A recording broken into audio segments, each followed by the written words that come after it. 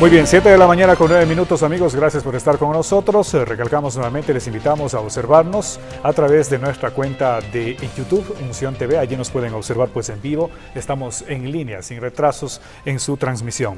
Queremos dar la bienvenida ya a nuestro invitado en esta mañana, José Chalco Salgado, analista político, sobre este cese de funciones que lamentablemente, mi estimado José, muy buenos días, gracias por estar con nosotros. Está dando mucho de qué hablar, hay fricciones evidentes o las va a haber dentro del movimiento Alianza País y por supuesto esto perjudica a los ecuatorianos también al pues no tener un vicepresidente con funciones, ¿no? ¿Qué va a hacer? Se pregunta la gente. José, buen día. Buen día, qué gusto poder estar en este espacio y un saludo a los televidentes. Yo creo que es fundamental destacar de que este momento y esta coyuntura actual que vive el país no es una coyuntura fácil, es un momento difícil, es un momento de tensión política en donde obviamente los efectos y lo que suceda en posterior pues va a generar circunstancias que se materializarán en la realidad incluso económica del país, porque obviamente la estabilidad política marca mucho de la pauta de la estabilidad económica más allá de la realidad que pueda existir.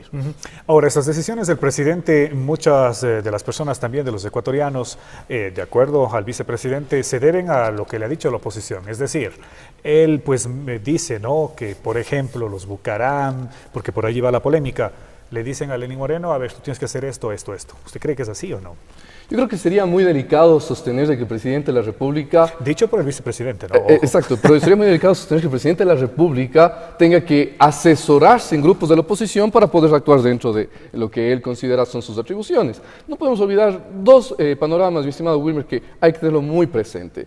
Cuando se hacían las primarias en Alianza País para poder determinar quién va a ser el candidato presidencial por Alianza País, siempre estuvo en discusión el que tenga un mejor escenario político y una mejor posición política dentro del bloque. Y ahí estaba entonces el presidente actual de la Asamblea, estaba Lenín Moreno y estaba el vicepresidente actual de funciones. Y eso ya es algo que no se puede dejar de lado. Siempre estuvo en cuestionamiento la figura del actual vicepresidente y yo no creo que sea una cuestión estrictamente de momento o de esta temporada. Más bien, siempre se tuvo claridad en que no era la imagen más rentable para liderar el proceso político que pasamos de la presidencia de la República, porque hay algo más que se tiene que analizar en el contexto.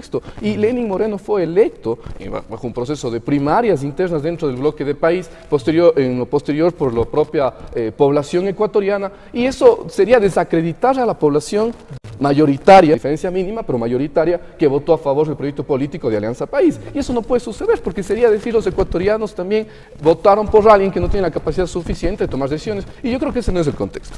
Ahora, está difícil de los 74 asambleístas y quienes siguen al partido de gobierno Alianza País y Lenín Moreno, que es el presidente del movimiento Alianza País. Por ejemplo, Gabriela Rivadeneira, a través de comunicados en su red de Twitter, decía de que hay que estar alertas quienes son, pues, utilicemos el término, hinchas de la Revolución Ciudadana y a estar movilizándose. Es un término bastante fuerte. Mientras que, por otro lado, Lenín Moreno decía, en cambio, no pasa nada, estamos tranquilos, vamos a revolucionar la revolución. Yo creo que aquí hay que notar algo también.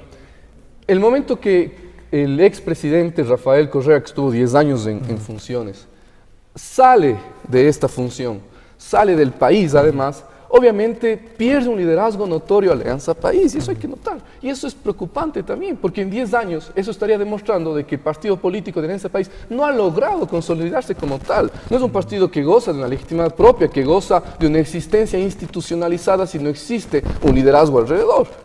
Porque se puede demostrar claramente que Alianza País empieza a fraccionarse, a dividirse, pero a tal nivel de que no es únicamente disidencias mínimas. Está demostrándose de que si usted no está a favor y en la línea de un consentimiento, pues obviamente viene el castigo, la rigurosidad y la división. Eso está demostrando en consecuencia, insisto, de que no hay una unidad interna alrededor de Alianza País y que únicamente dependía del liderazgo protagónico, por supuesto, legitimado, por supuesto, pero que lo hacía una persona, que era Rafael Correa. Lo que siempre decíamos, eso es muy peligroso porque no se dejaría una visión de sostenibilidad y viabilidad a futuro del partido Alianza País, en donde haya un proyecto político consolidado. Eso por un momento, y por otro momento también respecto de lo que comentábamos del Poder Legislativo y la Asamblea y qué es lo que sucedía con los asambleístas. Hay que notar de que el CAL, el Consejo de Administración de la Legislatura, se equivoca porque ellos tenían la oportunidad protagónica de poder haber realizado el juicio político al vicepresidente Glass y lo cerraron, lo clausuraron, imposibilitaron,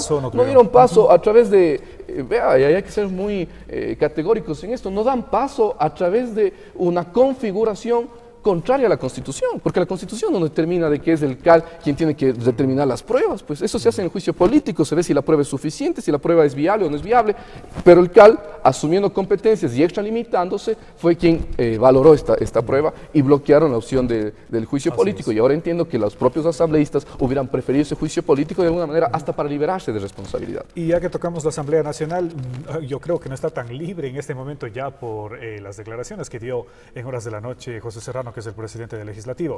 Él decía, por ejemplo, de que en reuniones privadas que tienen los 74 asambleístas, incluyéndose, pues tienen la orden o recibieron la orden de Lenín Moreno, eso lo dijo el presidente de la Asamblea Nacional, de protegerle a Glass. ¿A qué estamos jugando? Allí nace otra inquietud por parte de los ciudadanos y por supuesto de la oposición de que si este es verdad, no es verdad de lo que está pasando en el país. Yo sí creo que este es un momento de mucha tensión política, incluso por estas declaraciones y parte del juego político necesario que puede existir en la coyuntura de un poder legislativo. Yo creo que eso es parte de un juego político que se lo va a ir presentando a lo largo de este tiempo, pero que no podemos dejar que se dilate mucho también, yo creo. Hay que ver qué es lo que debería suceder. Y nace la duda también, pues si ellos dicen que van a defenderle a Jorge Glass, ¿de qué? Si ellos dicen que no tiene ningún delito, ¿no es cierto?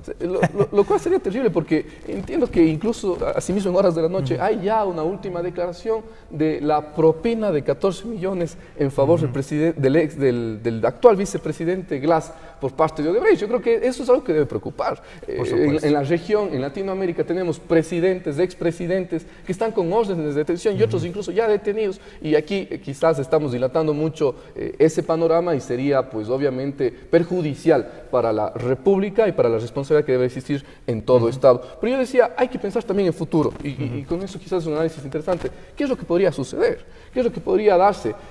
No olvidemos de que si llegase a existir, por ejemplo, una renuncia del vicepresidente, que muchas personas piensan que ya se le cesó en funciones, que no es así, simplemente se le restó atribuciones. Claro. Sigue siendo vicepresidente de acuerdo a la Constitución, pero podría ser destituido por el Parlamento o podría él presentar su renuncia. En ese supuesto caso, tendríamos que avisorar que la siguiente situación a presentarse es un poder que regresa al legislativo para designar quién será el vicepresidente de una terna, dice la Constitución, enviada por el presidente actual, que sería Moreno, quien envía esta terna al legislativo para que decida quién sería el nuevo vicepresidente. Ahora le consulto, de acuerdo a lo que se puede observar en el panorama actual, ¿puede suceder pronto o no? Porque a través de decreto tendrían que nuevamente devolver las funciones al actual vicepresidente, ¿no? Porque el decreto es indefinido, el actual. Así es. Yo creo que el decreto que hace Moreno, aparte de que tiene las características de indefinido, de general y obviamente para todas las funciones que se le pudieran haber otorgado o tener vicepresidente y restarle, esta situación yo creo que se avecina con cercanía. Yo no creo que sea muy sostenible todas las denuncias que existen. Está sin lugar a duda determinado ya el terreno de una presunción clarísima, indicios muy claros de que existió un delito por ahí. Hay audios de Odebrecht, hay audios y etcétera. Yo creo que hay un proceso en donde debemos confiar también en nuestra organización estatal, en la Fiscalía que está llevando adelante el proceso y demás. Y en esa circunstancia, al estar cercado con una serie de indicios delictuales, pues ya este hecho, yo creo que se avecina con mucha cercanía ya una situación en la que el vicepresidente podría dejar o ser cesado en funciones por estos años. En uno de los temas que sin duda todo el país está de acuerdo, cada uno de sus ciudadanos, es de lo que ha dicho el presidente de la República, de que sin duda, en el caso de Odebrecht, cada institución estatal, en este caso la justicia, debe tener su propia voz y voto, ¿no? Su propia voz y voto y decir qué es lo que pasa. Nadie tiene que meterse en ese asunto, por así decirlo. A mí me parece muy interesante. Es algo a lo que no nos tenían acostumbrados los últimos 10 años. Y yo sí tengo que ser aquí muy categórico. Y el Ejecutivo por su lado y que la justicia haga su trabajo, trabajo, usted, ¿no? Si recuerda, hasta hace poco los sábados era un espacio de la fuente de determinación de qué es lo que debe realizar una y otra autoridad, independientemente de qué poder sea. Hoy el presidente ha dicho: yo no voy a hablar ni en favor ni en contra, porque obviamente, como así es en la vida republicana, la posición de un ejecutivo puede ser muy influyente sobre otros poderes. Así es, en todo caso, cada uno de los ciudadanos, de los ecuatorianos, a estar alertas. Muchos han dicho, a mí si no trabajo no me afecta en nada, es posición de cada uno, pues no, pero sin embargo hay que estar alertas y pues nada, esperar a ver qué es lo que pasa en los próximos días. Gracias, José, por estar en esta mañana.